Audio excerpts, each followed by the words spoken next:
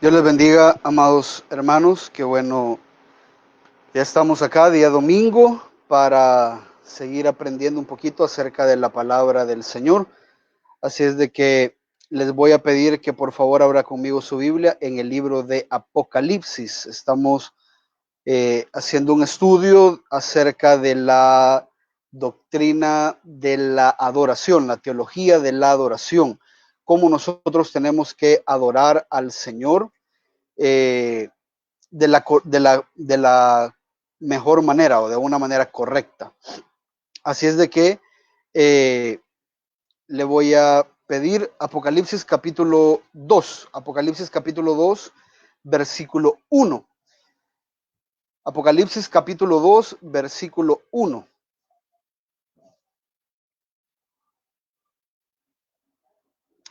Vamos a estar estudiando el día de hoy la adoración en la iglesia de Éfeso, la adoración en la iglesia de Éfeso. Así es de que ponga mucha atención para que podamos ser edificados por la palabra del Señor.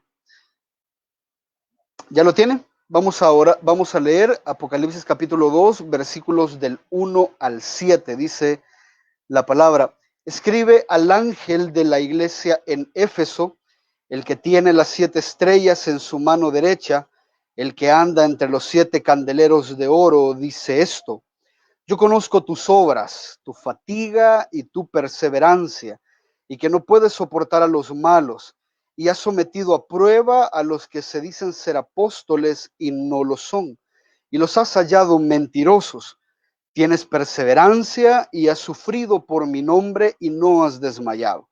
Pero tengo esto contra ti, que has dejado tu primer amor. Recuerda, por tanto, de dónde has caído y arrepiéntete y haz las obras que hiciste al principio. Si no, vendré a ti y quitaré tu candelero de su lugar si no te arrepientes. Sin embargo, tienes esto, que aborreces las obras de los nicolaítas, las cuales yo también aborrezco. El que tiene oído, oiga lo que el Espíritu dice a las iglesias. Al vencedor le daré a comer del árbol de la vida que está en el paraíso. Vamos a orar. Padre, bendice tu palabra. Gracias una vez más por permitirnos estudiarla, permitirnos eh, tener una aproximación un poco más veraz, un poco más clara de lo que es la adoración. Ayúdanos, Espíritu Santo, a poder tener una comprensión clara, a poder eh, ser receptores, Señor, de esta información, de esta verdad, pero no solamente como simple información, sino como esa información poderosa que transformará nuestras vidas. Ayúdanos, Espíritu Santo, a pulir nuestras vidas de oración, de adoración, de manera que podamos ser adoradores en espíritu y en verdad. Gracias por la salvación tan grande que nos has regalado. Oro, Señor, por aquellos que eh, están escuchando o van a escuchar este mensaje y aún no han rendido sus vidas a tus pies. Oro por aquellos también que ya habiéndola rendido, Señor, hacen de ti un concepto y no una persona a la que debemos amar. Bendícenos en este momento. Te pedimos, Señor, entendimiento de tu palabra, en el nombre poderoso de Jesús. Amén y amén. Como les decía, estamos haciendo el estudio de Apocalipsis. Como ya le había comentado anteriormente, este estudio no lo vamos a hacer de manera exegética, no vamos a ir versículo por versículo, sino que vamos a enfocarnos solamente en aquellos aspectos donde la adoración, hay escenas de adoración y vamos a tomar en cuenta qué es lo que la Escritura nos dice para que nosotros podamos ir puliendo nuestra adoración. No vamos a hacer una recapitulación, ahí están los textos, ahí están los sermones anteriores, usted los puede escuchar ahí en la página de Facebook. Si usted es primera vez que escucha esto, le recomiendo que vaya y estudie un poco o escuche los sermones anteriores. Solo para recordar rapidito, dos cosas bases o dos principios básicos para entender todo esto. Todos somos adoradores y nuestra misión o nuestro propósito en este mundo es que podamos adorar al Señor. Sin embargo, cabe mencionar de que no todos están adorando a Dios, muchos están adorando a las cosas creadas, como dice Romanos capítulo 1, antes que al Creador, quien es digno de toda gloria y toda alabanza. Y segundo, hay personas, o habemos, mejor dicho, porque me incluyo en este estudio, que ya hemos rendido nuestras vidas a los pies del Señor, y sin embargo aún es necesario que pulamos la forma en la que le estamos adorando, porque no toda adoración es aceptada. Ya decíamos anteriormente que primero la adoración por parte de personas que son enemigas de Dios, que no han rendido sus vidas a los pies del Señor, eso es más que evidente que esa adoración no es aceptada. Y también hay creyentes genuinos, creyentes verdaderos, personas que han nacido de nuevo, que están ofreciendo fuego extraño al Señor, personas que están adorando a su manera, están adorando conforme a lo que ellos creen, están siguiendo rituales, están siguiendo formas de adoración que no son aceptadas por el Señor. Muchas veces esto no tiene que ver con la negligencia de las personas, sino con que han sido mal instruidos por sus pastores, por sus iglesias, por la tradición de la religión o la denominación a la que por lo regular más de alguno pertenece.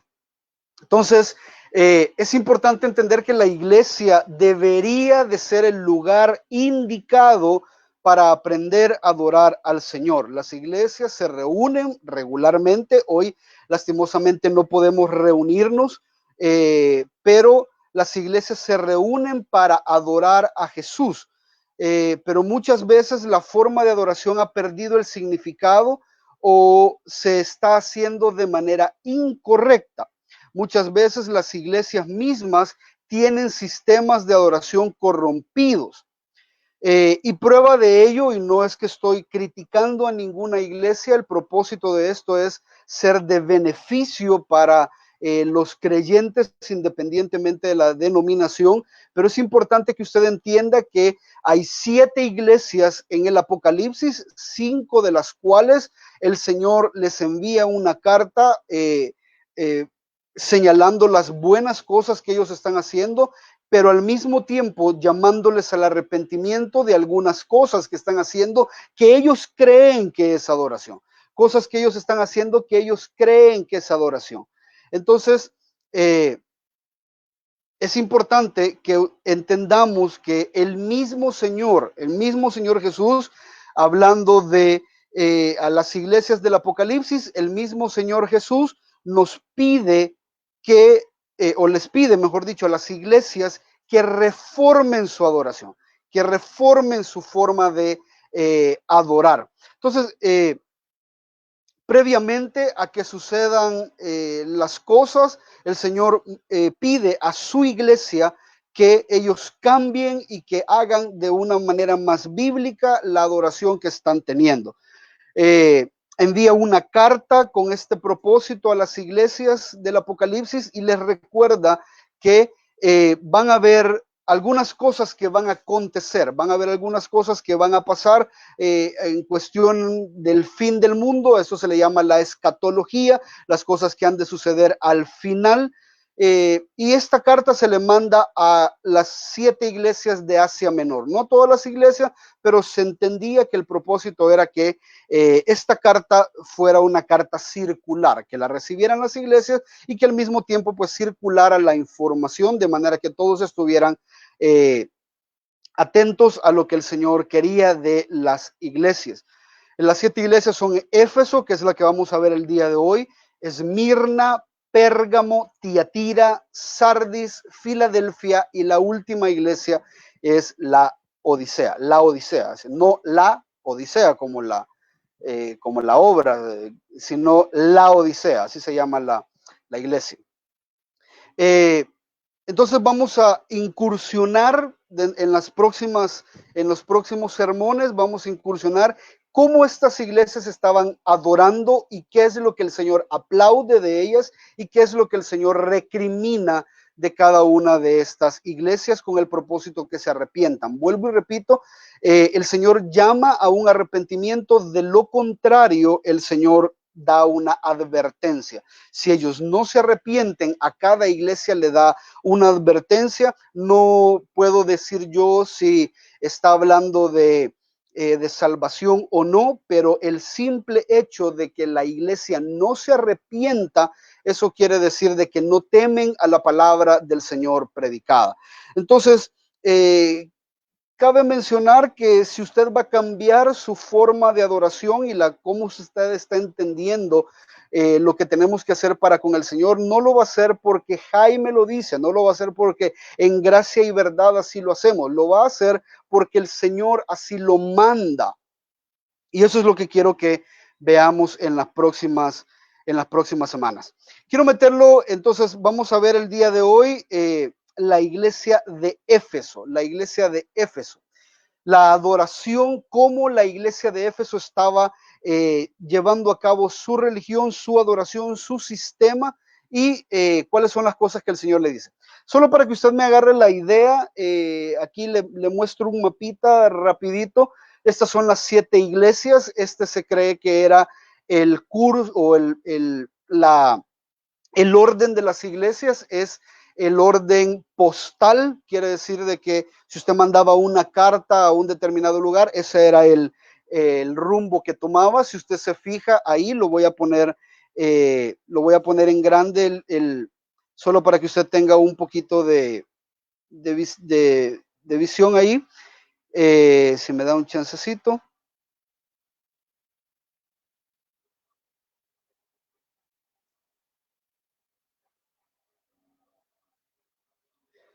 Solo para que usted lo pueda ver rapidito, y luego pues lo seguimos explicando. Ese es el mapa, ¿ya? Y lo voy a quitar solo por nuestros hermanos que solo se ayudan de la visión.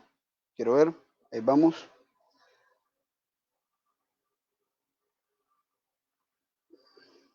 Ok, entonces ese es el mapa. Si usted se fija y fue observador, ahí dice la isla de Patmos, que es donde Juan estaba exiliado. La primera iglesia, la que le escribe, es a la iglesia de Éfeso, que es la más cercana, luego a la de Esmirna, luego a la de Pérgamo, la número 3, luego a la de Tiatira, la número 4, la de Sardis, la 5, la de Filadelfia, la número 6, y la de la Odisea, la número 7. Solo para que me vaya agarrando un poquito, quiero meterlo en el contexto de la ciudad de Éfeso. Éfeso se encontraba se encuentra en la región de Asia Menor, una región en estos tiempos y hasta el día de hoy completa y totalmente pagana. Algunos creen que incluso antes de la persecución romana de los cristianos hubiese sido increíblemente difícil expandir el evangelio. Era una cultura totalmente dominada por la mundanalidad, el libertinaje, el misticismo y la idolatría. Y esta información la podemos ver en Hechos, capítulo 18 y 19, habla de los viajes que Pablo hizo a Éfeso. En Éfeso era un lugar donde se creía que César estaba por encima de la gente. Él gobernaba, reinaba como rey, como Dios, como Señor, como amo de las vidas de todas las personas. La gente tenía que rendirle adoración a César. De hecho, César, hay algunos textos por ahí que dicen que había una librería o una biblioteca en Éfeso con un letrero que decía en la biblioteca que César nunca se equivoca, el César siempre está en lo correcto. Imagínense el orgullo, imagínense el ego de este tipo, que en una biblioteca donde muchos pensadores habían dado de su contribución, César decía, todos estos libros ustedes los pueden leer, pero si César dice algo y va en contra de estos libros, César es quien tiene la razón, porque César nunca se equivoca. Era tenido como un dios, o se tomaba como un dios.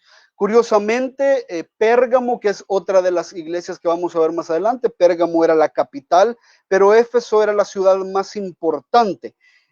Algunos le llamaban la luz de Asia, y albergaba alrededor de unas 500,000 personas aproximadamente. La ciudad de Éfeso era increíble en su magnificencia, poseía un puerto, prácticamente el principal puerto de Asia Menor. Los puertos indicaban, así como el día de hoy, los puertos indican una gran actividad comercial, una gran actividad económica y por lo regular ciudades cosmopolitas. Eso quiere decir de que personas de muchos lugares venían a Éfeso y habían muchas culturas mezcladas en la ciudad de Éfeso. En Éfeso convergían 4 rutas comerciales de los romanos, y las 4 rutas prácticamente más importantes iban a dar a Éfeso o salían de Éfeso. Éfeso tenía un lugar que se llamaba el Ágora. Pablo algunas veces fue a predicar al Ágora. El Ágora era como una plaza o un centro comercial de aquellos tiempos, donde la gente iba a hacer negocios, donde la gente iba a exponer sus filosofías, y Pablo llegaba ahí a ese lugar. La imagen que usted está viendo ahorita es la imagen de un anfiteatro que había en Éfeso. Todavía están las ruinas ahí. Este anfiteatro podía albergar 25,000 personas. Tenía un corredor de marfil. Algunos creen que este era el lugar donde se hacían los Juegos Olímpicos de la época.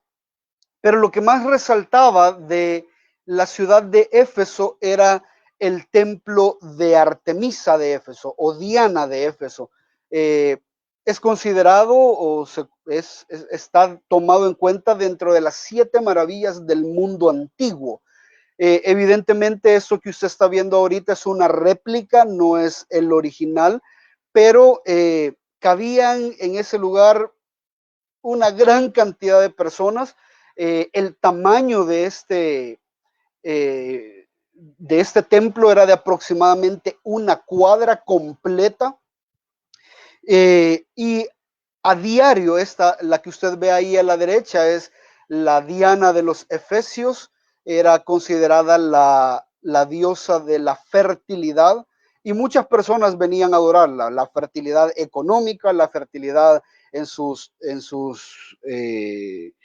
sembrados, la fertilidad en su familia, la fertilidad en el amor, todo tenía que, la Diana de los Efesios podía hacerlo fértil.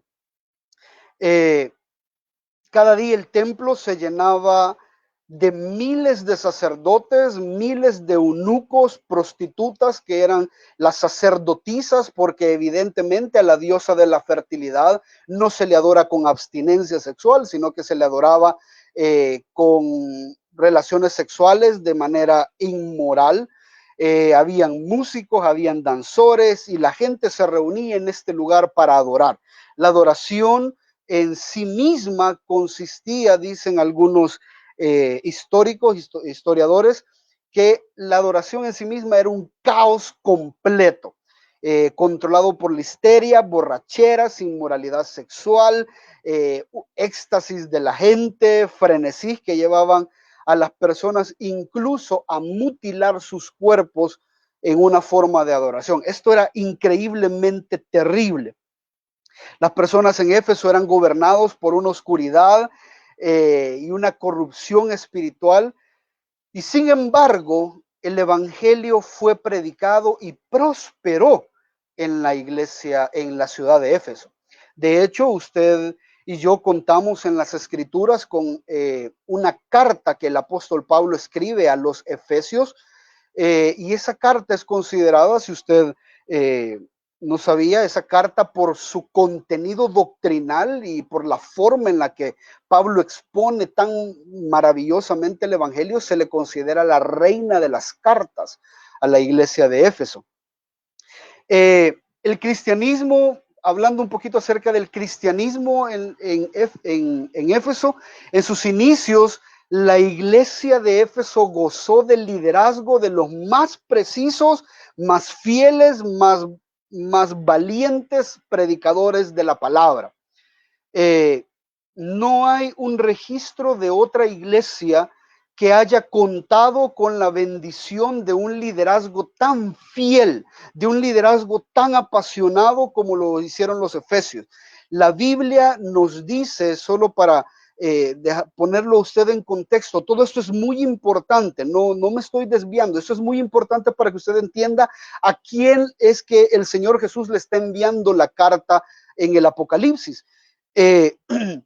El apóstol Pablo llega, dice Hechos capítulo 18, versículo 18 y 19, que el apóstol Pablo después de muchos días se despidió, se embarcó hacia Siria y con él iban Priscila y Aquila. Y en Cencrea se hizo cortar el cabello, llegaron a Éfeso y los dejó allí. Y entrando él a la sinagoga discutía con los judíos. Solo para hacérselo resumido, si usted quiere aprender cómo inició la iglesia de Éfeso, es importante que usted lea Hechos capítulo 18 y capítulo 19. Para que usted tenga una idea de quiénes fueron los predicadores a cargo de la iglesia de Éfeso, el apóstol Pablo estuvo 2 años predicando en Éfeso. Priscila y Aquila, que fueron dos fieles servidores y compañeros del apóstol Pablo, muy densos en teología, capaces de instruir a otras personas. Apolos, si usted se recuerda a Apolos, la escritura dice que Apolos era un hombre, bueno, Apolos era un judío que venía de Egipto y dice que era, las escrituras mismas dicen en Hechos capítulo 18-24 que era poderoso en las escrituras, era elocuente y poderoso en las escrituras. Este tipo había sido instruido en el camino del Señor, no tenía todo el panorama completo hasta que Priscila y Aquila lo toman, pero él y lo instruyen, pero Apolos entendía completamente con respecto a la doctrina de Juan el Bautista que había un Mesías que ya había venido y él lo entendía y eso lo predicaba fervientemente. Usted lo puede ver incluso en Corinto, algunos eran seguidores y querían gente como Apolos que predicara de esa manera, porque Apolos tenía una capacidad para argumentar y persuadir a la gente impresionante. Pablo, luego de su viaje, regresa a Éfeso en Hechos capítulo 19, como le decía, se queda 2 años en ese lugar y hace muchísimos milagros. Debido a la ubicación en la que estaba la iglesia de Éfeso, de ahí se expandió el evangelio a muchas otras regiones. Y Pablo, mientras estuvo en Éfeso, hacía milagros, dice Hechos capítulo 19:11. Y póngame atención, hacía milagros extraordinarios por mano de Pablo, de tal manera que incluso llevaban pañuelos o delantales de su cuerpo a los enfermos y las enfermedades los dejaban y los malos espíritus se iban de ellos. Con los pañuelos de Pablo, la gente quedaba sanada en Éfeso. Eso sucedió en Éfeso. La palabra estaba siendo predicada con mucha autoridad, con mucha ayuda de parte del Espíritu Santo, a pesar de que era un lugar completamente oscuro y pagano. Algunos acontecimientos que sucedieron en Éfeso, si usted se recuerda, habían unos judíos exorcistas ambulantes que andaban queriendo echar demonios en el nombre de Jesús, y los demonios les dicen: a Jesús conozco y a Pablo también, pero a ustedes no. Y el demonio les pega una gran revolcada y los deja hasta desnudos. Eso sucedió en Éfeso también. Hechos capítulo 19, versículo 24, dice que no se dio un gran alboroto en Éfeso, porque a causa del poder con el que los apóstoles, el apóstol Pablo, Priscila, Aquila y Apolos estaban predicando el evangelio, mucha gente estaba creyendo, y a causa de los milagros mucha gente estaba creyendo, tanto así que un tipo llamado Demetrio, era un platero, así labraba la plata, hacía templos de la Diana, de estos que yo le acabo de mencionar, y producía muchísimas ganancias. Entonces, este tipo se molesta al ver que la gente se estaba volviendo al camino, se estaba volviendo al Señor Jesús, y habían empezado a ya no comprar ni a seguir a todos estos ídolos, que vale la pena decirlo que eran demonios. Y en medio de todo este relajo, está una ciudad dedicada al paganismo y a la perversión moral, un pequeño grupo de hombres fieles, quiero hacer énfasis en eso, fieles, capaces de predicar el evangelio independientemente de las consecuencias que esto trajera, a pesar de su entorno. Algunas de las más memorables victorias del evangelio fueron llevadas a cabo en Éfeso, en la ciudad de Éfeso. La escritura nos da testimonio que no solo Pablo, Priscila, Aquila y Apolos fueron predicadores, sino Timoteo. Timoteo fue pastor por un tiempo en la iglesia de Éfeso. Onesífero fue pastor también en la iglesia de Éfeso. Y Tíquico también fue pastor en la iglesia de Éfeso. Fueron hombres muy apasionados, muy fieles a las escrituras, a los cuales el Señor utilizó para fundar en una ciudad tan oscura y tan pagana la iglesia de Éfeso.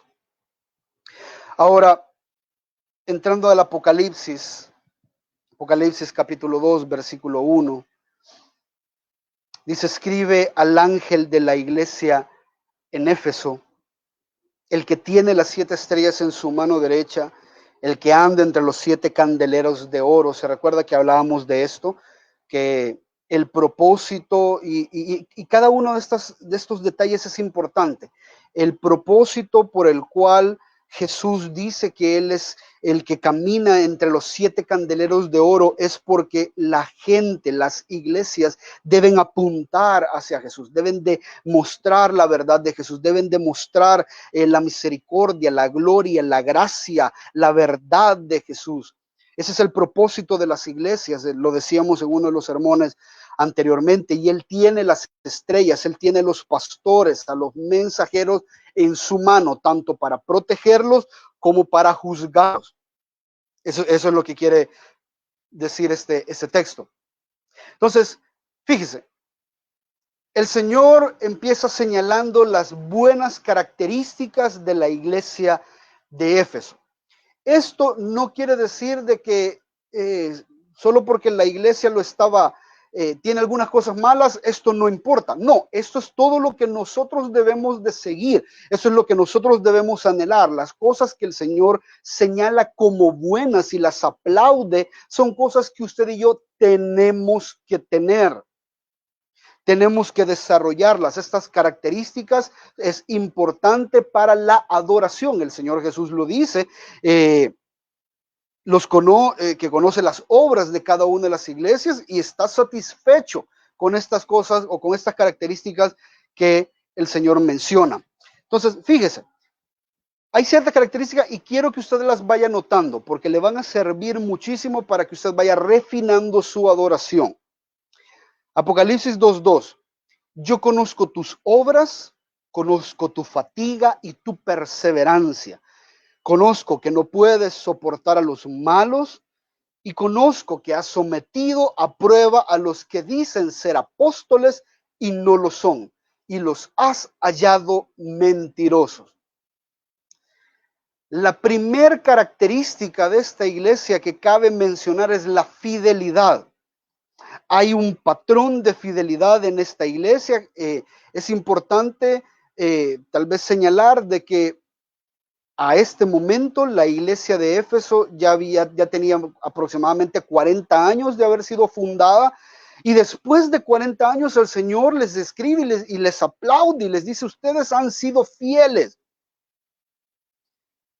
Esta es una iglesia a la que, dice un pastor por ahí, a la cual cualquier cristiano maduro quisiera pertenecer.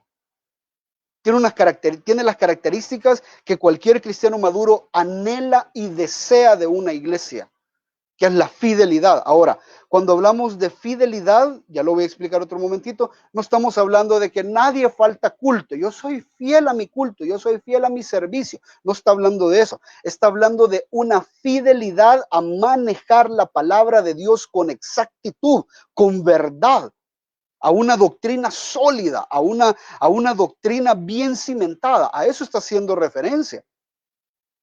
Y la fidelidad, el arduo trabajo y la fatiga de la que está hablando, arduo trabajo, dice la Reina Valera 60, en el Apocalipsis, en la Biblia de las Américas, dice que es una fatiga, están cansados hasta el extremo, están drenados completamente, y drenados se gastaban a ellos mismos, no para ellos, sino por el Evangelio. Esa es la idea de una iglesia fiel. No eran haraganes, estaban ocupados todo el tiempo, dando todo lo que tenían por la causa de Cristo. Curiosamente, hoy por la mañana el pastor Marcelo me mandaba un texto donde decía, y yo voy a gastarme todo lo que tengo, el apóstol Pablo diciendo, yo voy a gastarme todo lo mío, todo lo que tengo, y aún incluso yo mismo me voy a gastar para que el evangelio crezca, para que el evangelio siga su curso. Y repito, el trabajo fiel o esta fidelidad no tiene que ver con no faltar ni un día a la iglesia. Usted puede en los últimos 10 años no haber faltado ni un tan solo día a la iglesia y ser fiel a la organización y ser completamente infiel a la palabra de Dios. Y eso cansa físicamente, pero si hay algo que te fatiga física, espiritual y emocionalmente, es querer enseñar la verdad de Dios en un mundo de oscuridad, donde la gente ama más las tinieblas que la luz, porque aman más sus obras, no quieren abandonar sus malas obras. Eso es fatigante. No, usted llegar con su uniforme a la iglesia y servir y solo hacer lo que tiene que hacer y con la misma irse para su casa y seguir viviendo su vida, eso no fatiga. Eso nadie le cansa.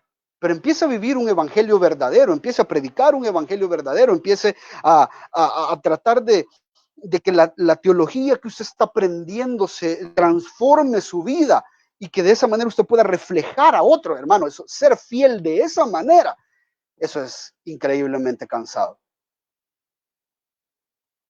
En cuanto a la doctrina, la enseñanza, la predicación, los efesios eran excelentes. Y ojo, cuando hablo de los efesios no hablo solo del pastor. Esta era una iglesia sólida. Esta era una iglesia nutrida por la palabra de Dios. Esta gente sabía a lo que llegaba a cada uno de los cultos. Esta gente cuando se reunía llevaba su cuaderno, su lápiz para anotar, aprender, estudiar. Esta gente recibía una enseñanza, así como para la gloria del Señor, usted la está recibiendo, nadie le está contando chistes. Esta gente no se reunía para el entretenimiento, esta gente no se reunía para aprender de la vida del pastor, esta gente no se reunía para opinar de política, esta gente no se reunía para eso. Esta gente se reunía para aprender de la Escritura. No creían en fábulas, no creían en cuentos, les molestaba que les contaran chistes porque era tiempo perdido de su instrucción teológica.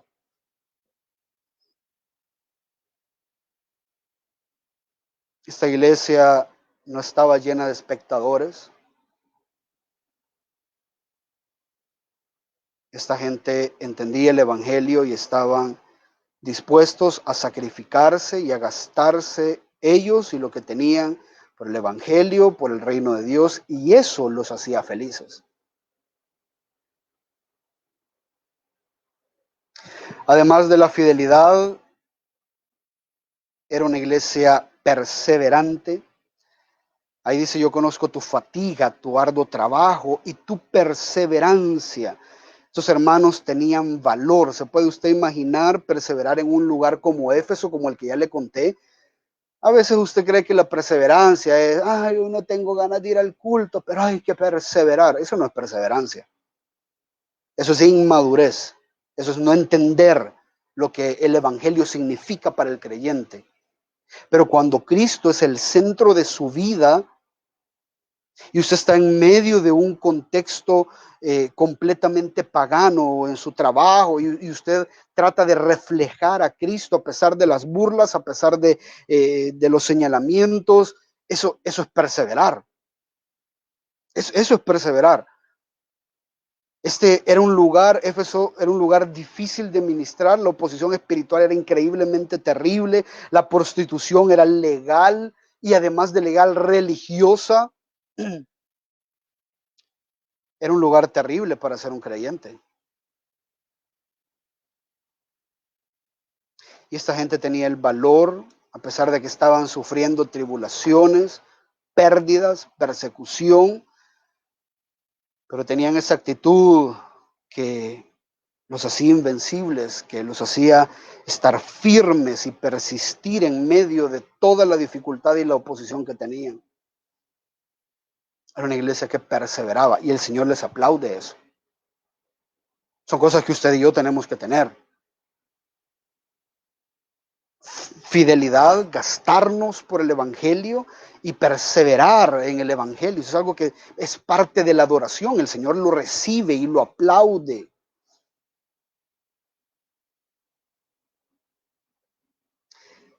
Era una iglesia que rechazaba el pecado. Esta gente no toleraba el pecado dentro de la iglesia. Daba la bienvenida a los pecadores, pero los pecadores tenían que arrepentirse de sus pecados. Esta gente se tomaba muy en serio Gálatas 5:9, que dice que un poco de levadura fermenta toda la masa. Usted lo puede ver ahí.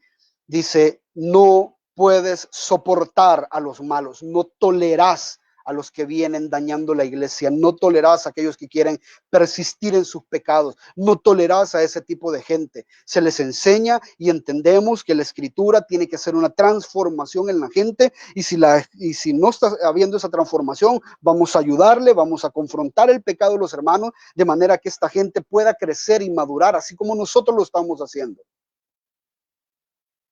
Algo digno de admirar.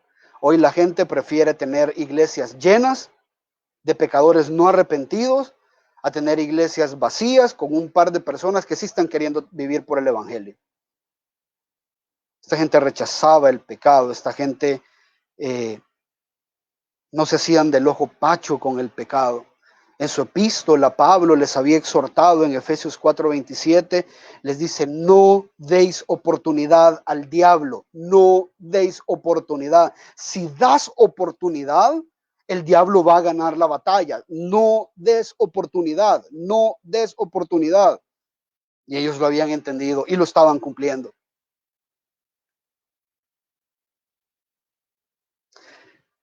Es una iglesia que tiene un increíble discernimiento espiritual.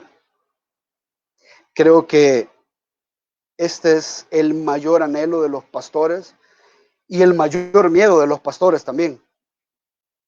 Esta iglesia, mire lo que dice Apocalipsis 2:2. Has sometido a prueba a los que dicen ser apóstoles y no lo son, y has encontrado que son mentirosos. Esta gente no le daban a tol con el dedo. Esta gente tenía la capacidad, y no solo la capacidad, tenía el valor también para discernir lo que les estaban predicando era falso, para discernir los espíritus. Es un mandamiento que está en Juan. Tenemos que discernir los espíritus porque no todos hablan del Señor, a pesar de que puedan mencionar al Señor, no todos vienen del Señor. Una de las formas o de los métodos más efectivos de Satanás para dañar el evangelio y dañar las iglesias son las herejías, son los falsos evangelios.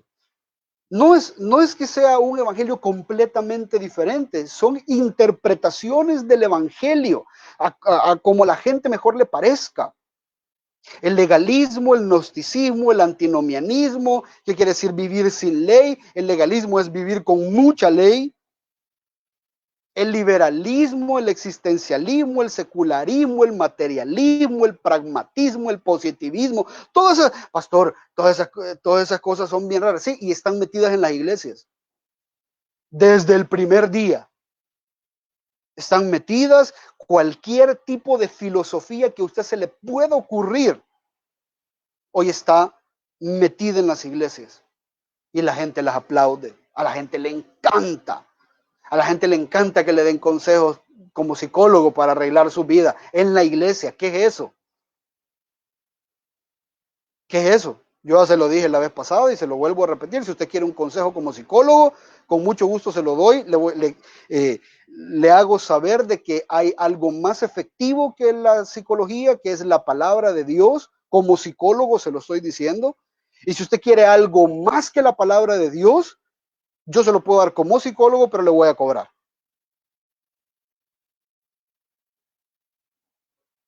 No voy a estar gastando mi tiempo. Ahora, si usted quiere saber qué dice la Biblia con respecto a una situación, yo con mucho gusto se lo digo. Las iglesias hoy en día, como desde el principio, están llenas de falsas enseñanzas. Y la gente que está escuchando les encanta tanto porque les tienen comezón de oír, tienen el deseo de oír lo que ellos quieren, no lo que la palabra de Dios dice.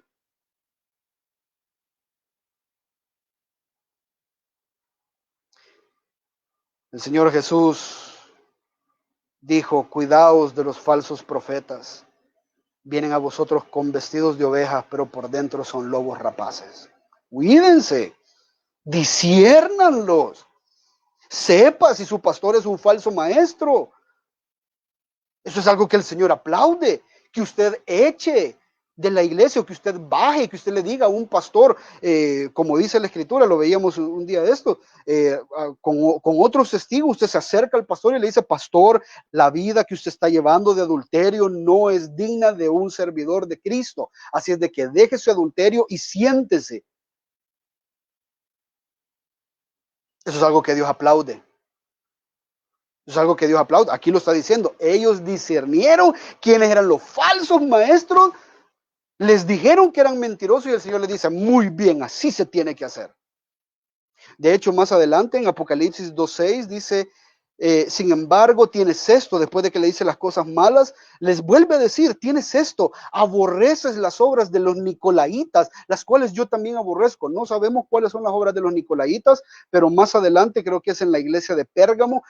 La doctrina de los nicolaitas está metido y al parecer tiene que ver con inmoralidad sexual y adoración a la idolatría. Esto se ha metido en la iglesia y están adorando con inmoralidad sexual.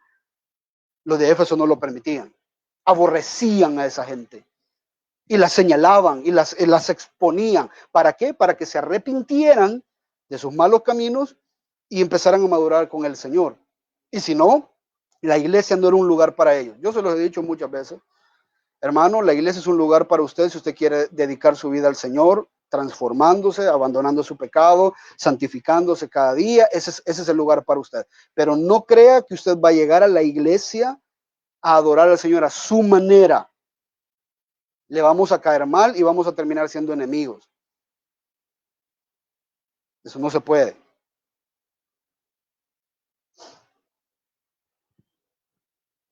La iglesia de Éfeso odiaba a los herejes y los señalaba. Y el Señor lo aplaude. Aquellos que dicen, ay no, yo no sé por qué hoy tanto pleito, mejor vayan a ganar almas, hermano. ¿Y qué cree que estamos haciendo cuando señalamos a los falsos maestros? Estamos ganando las almas porque estas almas van para el infierno.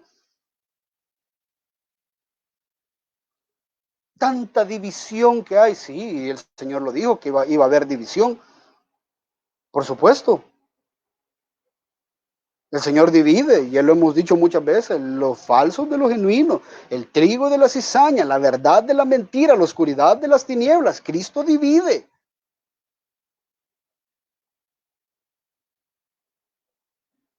Y este discernimiento, quiero que quede algo claro, este discernimiento solo se obtiene única y exclusivamente cuando se es bien enseñado por la palabra de Dios. ¿Y cómo no iban ellos a tener esa capacidad si Pablo, Apolos, Timoteo, Priscila, Aquila, Onesíforo habían sido sus maestros? Por supuesto que ellos sabían y estaban comprometidos a la responsabilidad de hablar el evangelio en verdad. Y evidentemente esto trae consecuencias. Apocalipsis 2:3 dice: tienes perseverancia y has sufrido por mi nombre, porque la verdad, vivir en la verdad en un mundo de mentira, lo van a ver como raro, lo van a tachar, lo van a señalar, y eso es sufrir por el nombre de Cristo. Y no desmayaron, estos tipos no desmayaron. ¿Se imagina usted recibir una carta del Señor que dijera eso? Que se quedara hasta ahí, por lo menos, que se quedara hasta ahí. Yo sería, creo que, la persona más feliz de este planeta. Que el Señor nos mandara una carta y nos dijera: aplaudo esto de la iglesia de gracia y verdad. Sería maravilloso, hermano. Una iglesia pura, bien adoctrinada. Dice por ahí un teólogo que una iglesia pura y bien adoctrinada es la mejor ofrenda que podemos darle al Señor.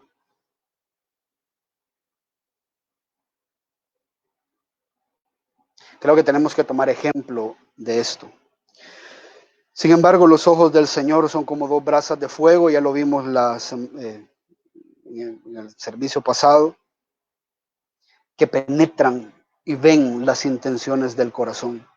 Entonces, hay unas críticas que el Señor hace a la iglesia, y la crítica la hace con el propósito de que la gente se arrepienta. Y bueno, curiosamente a esta iglesia solo le hace una. Versículo 4 dice: tengo esto contra ti, que has dejado tu primer amor. Este es el fracaso espiritual de la iglesia de Éfeso. Había abandonado su primer amor. Yo creo que ya muchos de ustedes han escuchado alguna predicación con respecto a esto. Y, ay, hermano, usted ha abandonado su primer amor. ¿Se recuerda cómo trataba usted a su esposa al principio? Y que era todo enamorado, y le muestran un amor todo romántico, y pareciera como que si el Señor está deseando que usted vuelva a ese amor romántico. Yo no creo que esa sea la correcta interpretación a la luz del contexto. No creo que tenga nada que ver con el amor romántico con el que usted servía con pasión al Señor, porque algunos predicadores allá por agosto, septiembre, ya cuando la gente está tirando la toalla, predican textos como este para decirle a la gente: hermano, mire, usted viene tarde porque ya olvidó su primer amor. Usted ha dejado de ofrendar porque ya olvidó su primer amor. Usted ha dejado de hacer tal cosa porque ya olvidó su primer amor. ¿Se acuerda cómo era antes? ¿Cómo usted ofrendaba? ¿Se acuerda cómo era antes? ¿Cómo usted servía? Pero ese no es el contexto de la iglesia de Éfeso. En el contexto de la iglesia de Éfeso, la gente estaba haciendo las cosas y estaba sufriendo por el evangelio. Ellos no habían dejado de hacer cosas. El Señor no les dice: hey, regresen a su primer amor y hagan las cosas que antes hacían. No, si el Señor les dice que las están haciendo. ¿Sabe qué creo yo a la luz de todo este contexto? Que los efesios habían olvidado el primer amor, pero no el amor de ellos para el Señor, porque nunca el primer amor va a ser mejor que el amor maduro. Eso jamás sucede. Eso no pasa. Lo que pasa al principio es enamoramiento, y la parábola del sembrador dice que hay muchos que se enamoran del Señor, hay muchos que Él los deslumbra y que hay que sirven y con tanto gozo y no sé qué, pero cuando vienen las pruebas y las circunstancias difíciles, se ahogan, se mueren. El primer amor es un amor romántico de la forma en la que lo explican. Jamás, nunca, nunca, nunca el primer amor en este sentido, como nosotros lo hemos escuchado muchas veces, jamás nunca el amor que yo tuve para con Cristo hace 10 años o 5, no sé hace cuánto me convertí, va a ser mejor que el amor que tengo hoy. No va a ser mejor.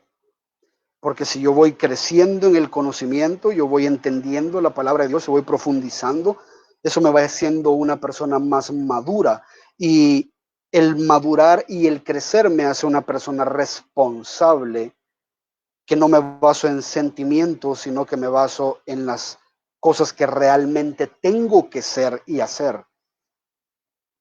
Es el problema de mal entender el amor. El amor no es un sentimiento, es una decisión, es una acción. Ahora, repito, creo que este amor no se está refiriendo al amor que yo antes tuve por el Señor. Se está refiriendo al amor con el cual el Señor los recibió a ellos. Ese es el primer amor. El primer amor no es el que usted siente por el Señor. El primer amor es el que Dios le muestra a usted. Y ese es un amor lleno de gracia y lleno de mucha verdad también. Apocalipsis 2:5 dice, recuerda por tanto de dónde has caído y arrepiéntete y haz las obras que hiciste al principio. Recuerda de dónde has caído. Yo podría creer que esto tiene que ver con la actitud. Se recuerda que hablábamos que una de las formas más peligrosas de adorar al Señor era adorando al Dios correcto, de la forma correcta, pero con una actitud incorrecta. Y yo creo que este era el problema que estaba sufriendo la iglesia de Éfeso. Olvidaron con toda su teología el amor con el que ellos en un principio fueron recibidos. Curiosamente, esto es algo muy peculiar cuando las personas llenan su cabeza de teología, pero esa teología nunca llega al corazón.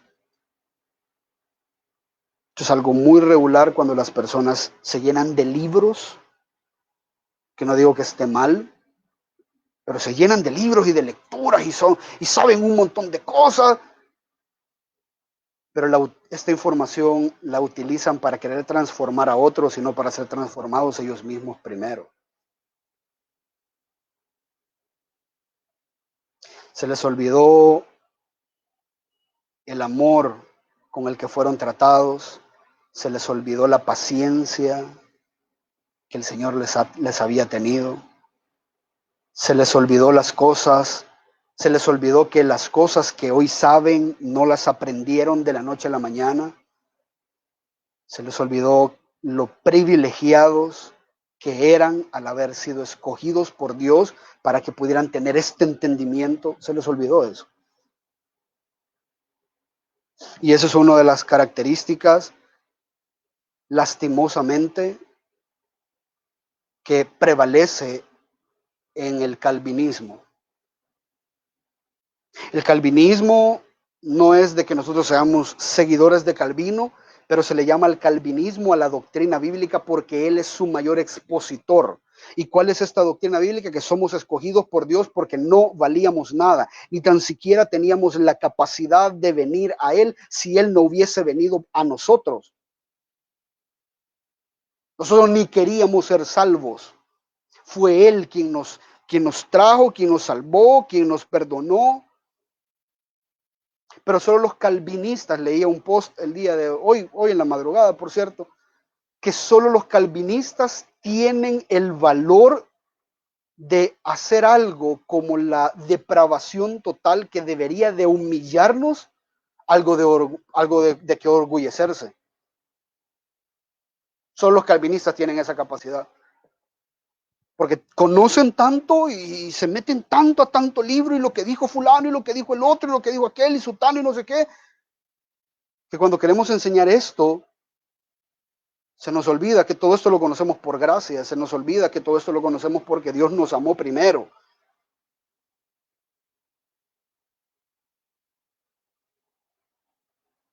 Lamento decirlo, y me da vergüenza porque me río de los memes calvinistas en contra de los pentecostales, en contra de las asambleas, en contra de todo esto. Me río porque me causa gracia, pero se nos olvida que la única razón por la que nosotros entendemos lo que hoy entendemos es por gracia y por amor, porque Él tuvo gracia de nosotros y amor por nosotros. Y nos llenamos de todo este conocimiento y así hoy tenemos acceso a John MacArthur, a Sproul, tenemos acceso a grandes predicadores.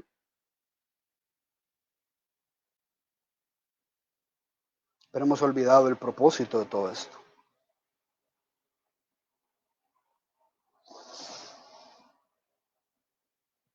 Tanto así que cuando enseñamos y perseveramos en la verdad, no, lo hacemos con mucho gozo, lo hacemos con mucha pasión y lo hacemos con mucho amor. Entendemos quién es Cristo y quisiéramos que todo el mundo entendiera lo mismo que nosotros entendemos. Pero muy dentro de nosotros lo hacemos para nuestra propia satisfacción y gloria. Y este es un pecado terrible, es una deshonra total al Evangelio, presentar un Evangelio así de duro porque es duro, así de desgarrador porque es desgarrador, presentarlo de una manera hiriente porque es hiriente y hacerlo sin amor y sin humildad, sin reverencia, sin la actitud correcta. Es una deshonra al Evangelio independientemente de los resultados. Y póngame atención con esto. Es una deshonra al Evangelio que usted presente el Evangelio verdadero sin recordarse la gracia y el amor que Dios tuvo para con usted. Es una deshonra total, sin importar el resultado que tenga. Hay personas que, mira, yo soy pleitisto, yo no sé qué. Y mira, así se convirtió. Es que se convirtió no por tu método, se convirtió porque Dios mostró de su gracia. Pero tu método es una deshonra.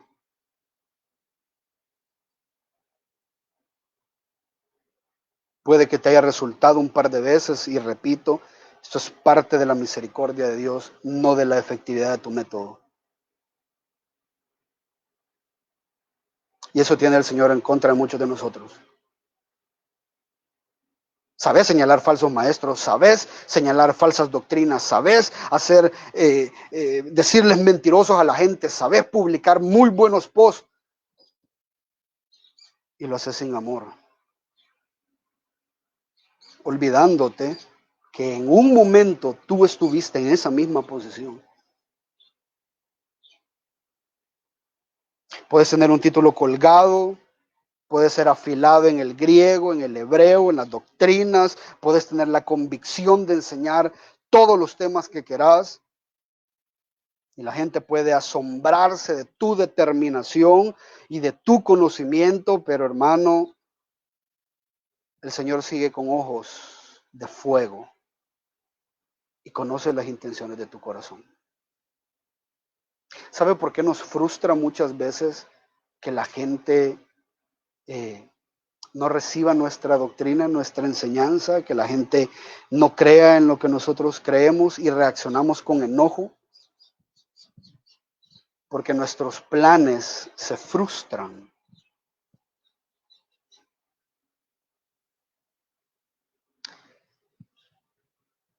Creería yo que la correcta forma de responder a alguien que no está dispuesto a creer en lo que usted cree es tristeza.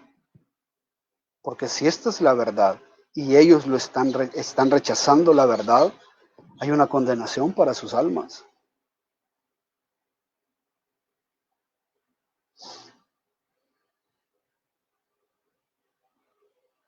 Y nos enojamos, que la gente no entiende, que la gente es dura, que la gente es bruta, que la gente, si ahí está claro, pero es que ellos están arraigados en sus corazones, igualito como estabas tú. igualito. Pero cuando presentas la verdad, la gente no lo recibe, tu plan de convencimiento, tu forma, tu método se ha visto inútil, te frustras, porque es para tu gloria.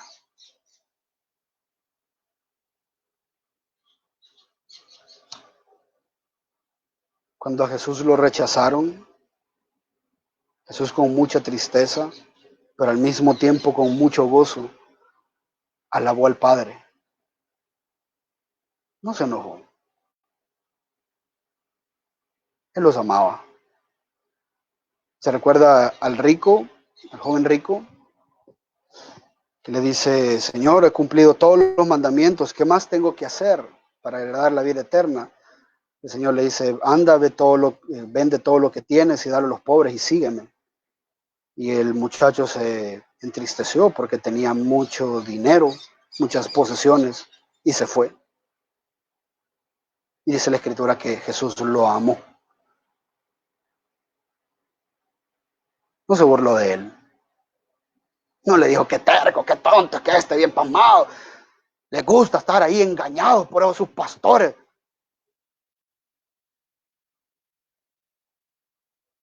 Jesús con tristeza y con gozo dio gloria al Padre y amó. Ese es el amor que muchas veces hemos olvidado. Está soterrado en cantidades de conocimiento. Y el Señor nos pide que si esta es nuestra actitud, que nos arrepintamos. No podemos ser adoradores por toda la verdad que usted tenga, por toda la verdad que le enseñemos en gracia y verdad, por todos los libros que leamos, por todos los discipulados que llevemos. Eso lo va a hacer una persona muy afilada en las Escrituras, pero de ser un siervo de Dios estaría lejísimo de serlo. El Señor nos pide que nos arrepintamos. Y quiero dejarle algunos principios en los cortos minutos que nos quedan. Algunos principios para no ser como los efesios. Creo yo que gracia y verdad tiene una predisposición súper grande a llegar a ser como los efesios.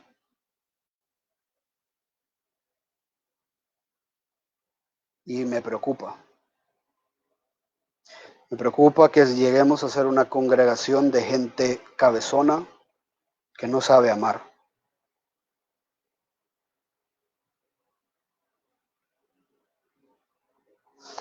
Y algunos principios para no llegar a ser como los efesios. Primero, entender, eso creo que es de lo más importante que vamos a hablar, porque es la parte práctica, así es de que por favor anótelo y ponga mucha atención. La verdad y el amor no son excluyentes, son complementarios.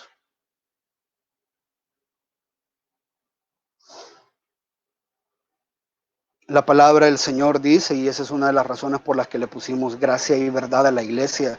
Sí, hay muchas iglesias que se llaman gracia y verdad. Una vez una persona me hizo burla porque, gracia y verdad, ya existe un montón de gracia y verdad. Ok, no tengo problema, yo no me quería inventar un nombre para una iglesia, quería que el nombre de la iglesia, como lo hacían en las escrituras, que el nombre que iba a llevar y a cargar la iglesia tuviese un propósito, o la razón de ser fuera expresada en el nombre. Y Juan 1:17 dice que la gracia y la verdad fueron hechas realidad por medio de Jesucristo. Jesús vino lleno de verdad. Él es el Logos, Él es la palabra de Dios encarnada. No hay nada ni nadie más veraz y absoluto que Jesús. No hay nadie que tenga el conocimiento que Jesús tiene. No hay nadie que tenga la capacidad que Jesús tenía. Y aún así vino lleno de gracia.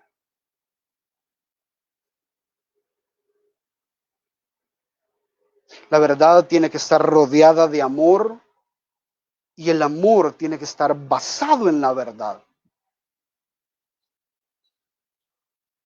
Tiene que estar basado en la verdad. Prefiera una mentira hiriente, perdón, una verdad hiriente a una verdad que le sobe y que le acaricie.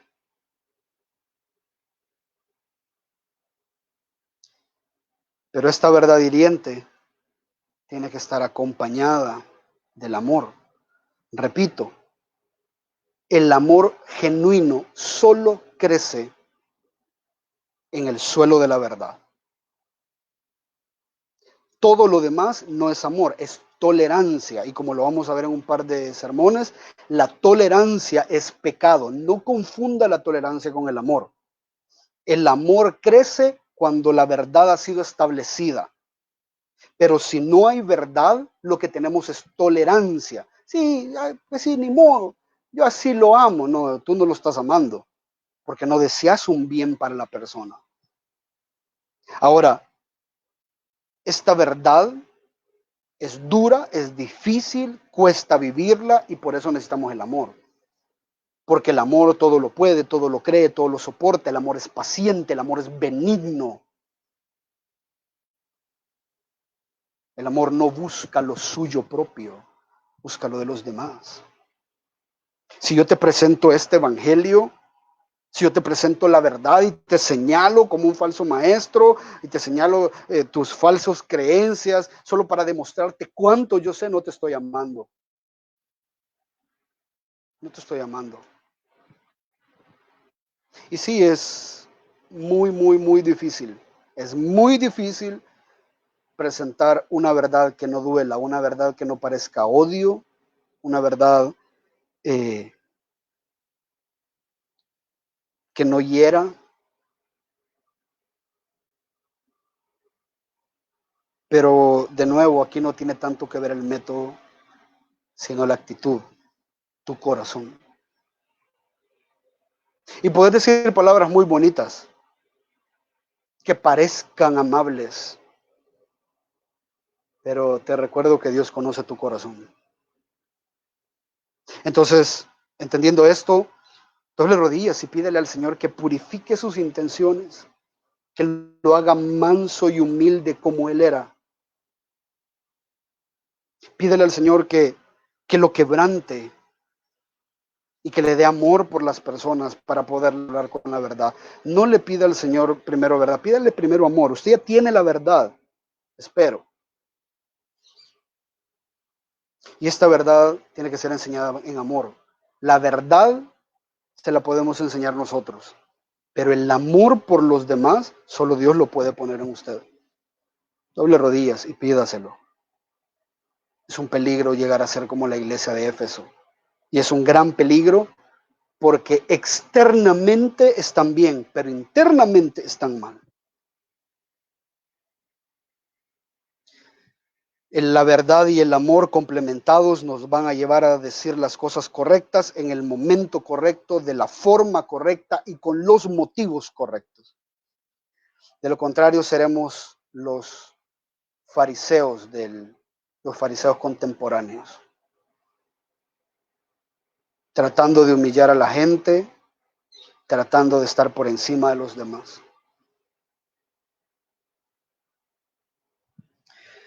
Segundo, la teología sin el Espíritu Santo, sin la iluminación y la obra del Espíritu Santo, es inútil e inclusive peligrosa. Lucas 11:34 dice el Señor, hablando del conocimiento, dice: la lámpara de tu cuerpo es tu ojo, y cuando tu ojo está sano, también todo tu cuerpo está lleno de luz. Pero cuando está malo, el ojo, el conocimiento está malo, tu cuerpo también está lleno de oscuridad. Mira pues que la luz, el conocimiento que en ti hay, no sea oscuridad. La teología debe de estar controlada, guiada, nutrida, iluminada por el Espíritu Santo. Cuando esto sucede, el resultado de la teología correcta no son corazones orgullosos, son corazones humildes, corazones enseñables. Les recuerdo que usted y yo somos eternos discípulos. Estamos listos para aprender y para cambiar en todo momento. Y para que la teología que usted conoce y que aprende, estamos metiéndole discipulados todos los días, todos los días, todos los días. Para que esta teología se vuelva funcional y se vuelva algo de transformación en su vida, usted necesita mucha, pero mucha, pero mucha oración.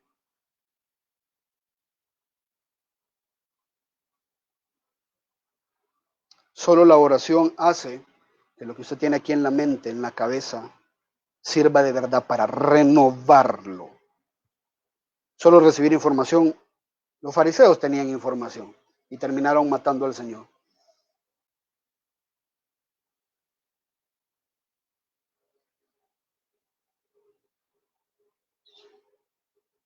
Número 3,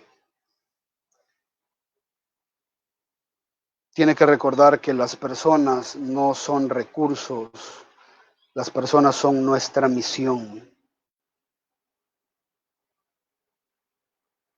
Señores, ustedes y yo no pertenecemos a una empresa, pertenecemos a un cuerpo. Cuando vemos a las personas como un recurso, en un determinado momento nos van a estorbar. Pero cuando las vemos como nuestra misión, las veremos como un objetivo que Dios va a cumplir en ellos a través de nosotros como instrumentos. Cuando nuestra teología es controlada por el Espíritu Santo, esto resultará en el fruto del Espíritu, y el fruto del Espíritu es amor. ¿Y qué tipo de amor? Aquel que te hace amar a las personas que no te caen bien, aquel que te hace amar a las personas sin, sin tener diferencias.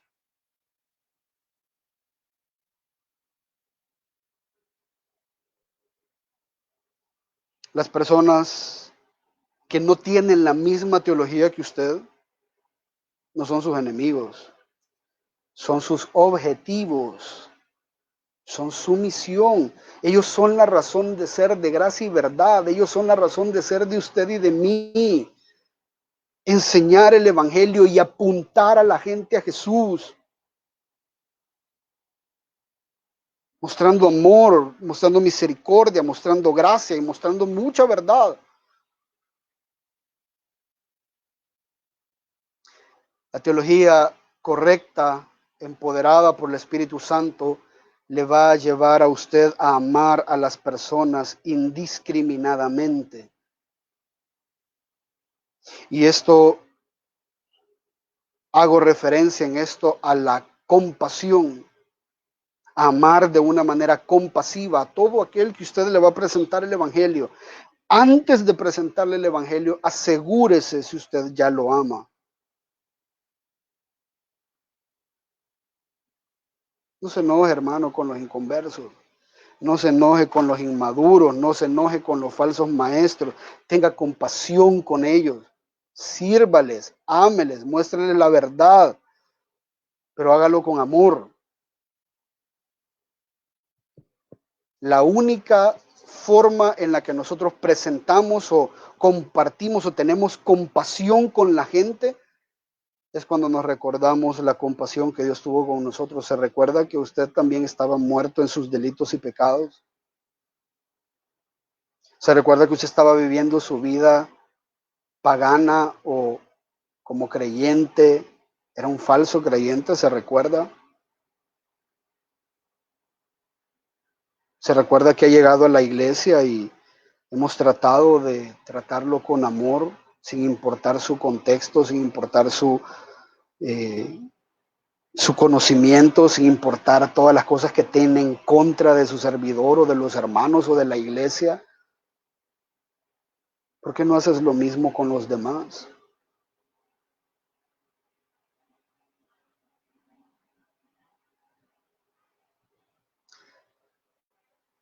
El Espíritu Santo te hará juez de ti mismo. La teología controlada por el Espíritu Santo te hará juez de ti mismo y luego juez de otros. Esta era una característica de los fariseos. Los fariseos juzgaban a los demás, pero no se juzgaban a ellos mismos. La correcta teología empoderada por el Espíritu Santo es una luz que te va a ver todo lo corrompido que hay en ti primero y te vas a juzgar a ti primero y vas a pulir tus intenciones y vas a pulir tu conocimiento y vas a pulir tus métodos, vas a pulir tu amor, tu paciencia, tu compasión y luego vas a estar capacitado cuando ya hayas sacado la viga de tu ojo para sacar la paja del de tu amigo, el de tu hermano. Eso es la correcta teología. Primero revisate. Primero revisémonos nosotros, porque si nos revisamos a nosotros mismos, no seremos juzgados, dice el Señor. Y por último,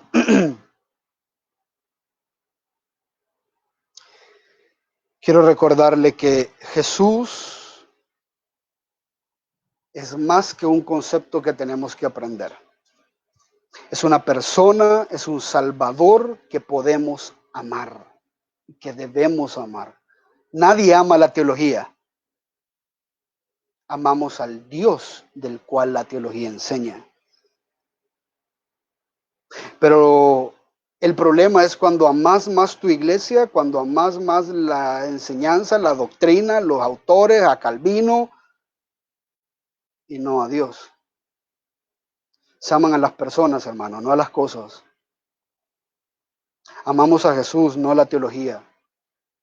Cuando la gente confunde esto, nos volvemos como los efesios. Muy noble, muy noble.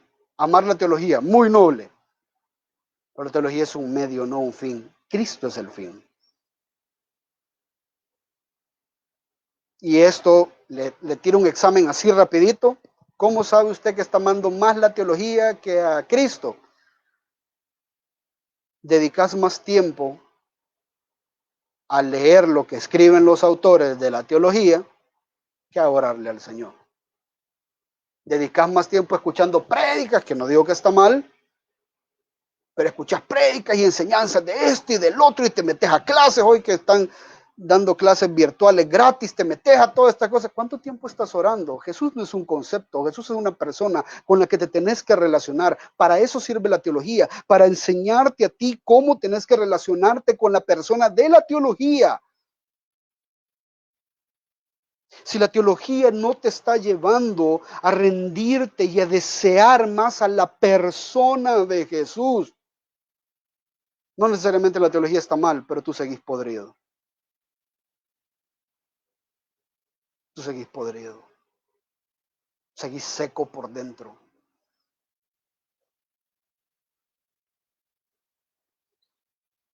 Jesús es una persona y no una teoría, es una persona con la que hablo, es una persona con la que me relaciono, es una persona de la cual aprendo. No es algo que yo tengo que poner en una papeleta para decir que soy teólogo. Jesús está tan vivo que dio este mensaje a Juan y hoy se lo está dando a usted. Y hay una consecuencia. Léale rapidito ahí conmigo, ya para terminar. Versículo 5. Si no vendré a ti, quitaré tu candelero de su lugar. Si no te arrepientes. ¿Sabe qué quiere decir quitar tu candelero de tu lugar? Dejarás de ser luz. La gente no te querrá escuchar porque sos una amenaza, sos una persona que no refleja a Cristo. Sí, refleja a Cristo con gracia y con verdad. De lo contrario, el Señor hará que nadie más aprenda de ti. Va a quitar el calendero de tu lugar. La luz que tú podías iluminar o podías irradiar, te la va a quitar. ¿Y cómo te la va a quitar? Permitiendo que te metas en una situación amoral, inmoral, y luego la gente va a decir, no, tanta teología y miren cómo vive, miren cómo cayó, miren lo que hizo. Dios lo va a permitir. No es que lo va a mandar, pero lo va a permitir, para que no sigas dañando con la verdad de las Escrituras a las personas que Él ama desde un principio.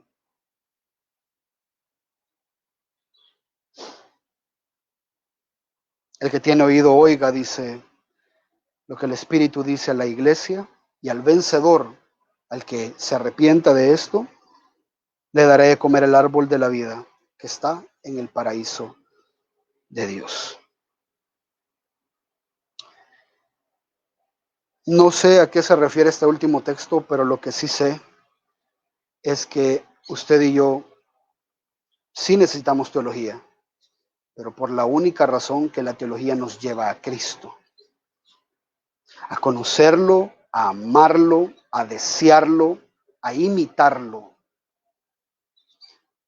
Porque si eso no pasa en nuestras vidas, seremos como la iglesia de Éfeso, una iglesia con mucha doctrina, sin nada de amor, a la cual el candelero le será quitado.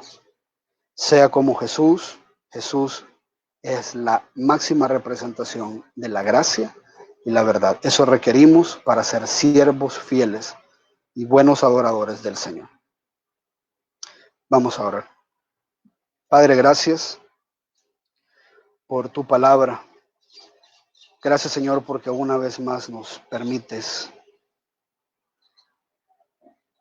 adorarte de una de las maneras más excelsas, Señor, que es a través del entendimiento de tu palabra. Gracias, Señor, porque has traído entendimiento a nuestras vidas. Gracias porque nos permites ser parte de una iglesia que ama tu palabra, que ama crecer en la verdad. Una iglesia, Señor, que está poniendo las bases sólidas. Una iglesia que está tratando de vivir conforme a tu palabra. Pero reconocemos, Señor, que corremos el peligro de que la teología sin el Espíritu Santo nos haga faltos de amor. El apóstol Pablo en 1 Corintios 8 dice que el conocimiento envanece, pero el amor edifica. Eso no quiere decir que no necesitamos conocimiento. Eso quiere decir de que necesitamos de un conocimiento que esté permeado por el amor. Porque si tienes conocimiento para compartir y el corazón y el amor para hacerlo, vas a poder edificar. Ayúdanos, Señor, a verte a través de la teología cada día más a ti, a enamorarnos más de ti y a seguir tu ejemplo.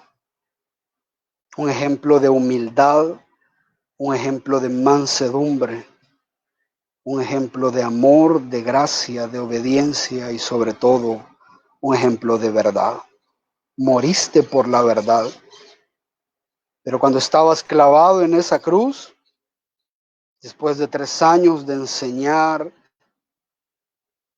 única y exclusivamente la verdad y de vivir la verdad, aquellos que aprendieron de ti, te clavaron en esa cruz. Sin embargo, tú estabas ahí y clamaste al Padre que les perdonara porque no sabían lo que hacían. Ese es el amor que necesitamos. Ese es el amor al que tenemos que volver. Ese es el amor que tenemos que vivir y practicar, el amor con el que Dios nos amó a nosotros primero. No el amor romántico, no el amor que nos movía a hacer cosas, No. Ese amor que nos tuvo paciencia, ese amor que nos tuvo compasión, ese amor que nos tuvo misericordia y que nos la sigue teniendo. Que ese amor que nosotros recibimos, que nos deslumbró desde un principio, sea el amor que permee nuestra verdad, que empape nuestra verdad. Gracias por enseñarnos la palabra, gracias por darnos el privilegio de aprender de ella, gracias por permitirnos conocer conceptos que en los años de cristianismo que hemos tenido, nunca los habíamos escuchado. Gracias por conocerte de la forma que hoy lo hacemos, pero danos amor, danos amor para amar a los que no han madurado todavía en la fe, a los que van comenzando. Danos paciencia, danos benignidad para con ellos. Danos amor, paciencia, benignidad, mansedumbre. Danos templanza para aquellos que siguen rechazando la verdad. Recuérdanos cuántas veces te rechazamos nosotros a ti, pero tu amor prevaleció.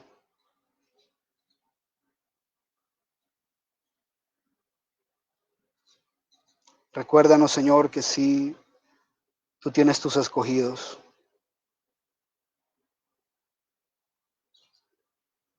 pero que nosotros debemos de orar y amar, porque no sabemos quiénes son. Compartirles la verdad con amor, con misericordia, con compasión. No permita, Señor, que seamos como la iglesia de Éfeso. No permita, Señor, que se nos quite el candelero de nuestro lugar. Que lo que aprendemos sea nutrido por tu Espíritu Santo.